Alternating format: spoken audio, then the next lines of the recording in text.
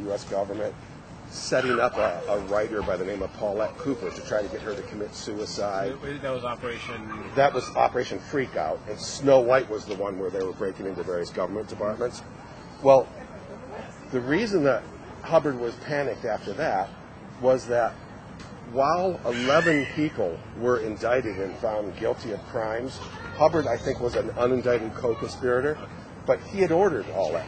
We spent, in Guardian's office worldwide, which I was at the time of that raid in the U.S., we probably had 75, 80 or more people full-time vetting files to take Hubbard's names off of orders or pulling out Hubbard's orders to erase from the Guardian's office files worldwide any evidence that Hubbard was ordering things, and he was ordering all kinds of things. And how did they change it? Did they, like, retype them up, or...? No, they. It depended on what it was.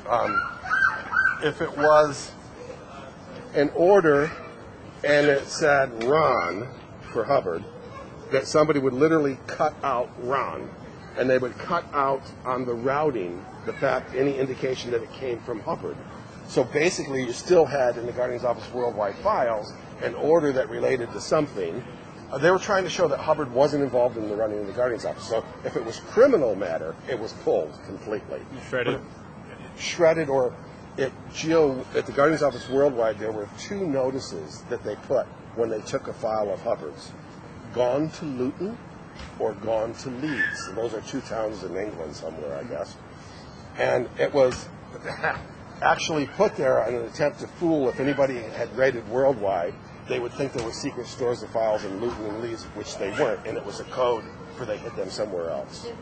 And so if there were orders that had to do with things like Snow White or Operation Freakout or anything that was clearly illegal, they were hidden with notices like that put in.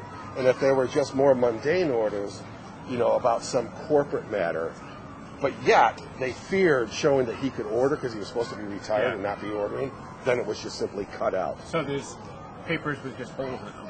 There were all over the Guardian's Office world, papers with holes. I'm not saying it's logical, I'm just saying that's the way it happened. Yeah. So, in any event, I'm not sure how I skipped to that part, but that was, Hubbard was completely running things then, and then in 81, Miscavige basically became the main man running things under Hubbard, but still running things. And certainly ran organized Scientology, regardless of declarations to the saying that he didn't.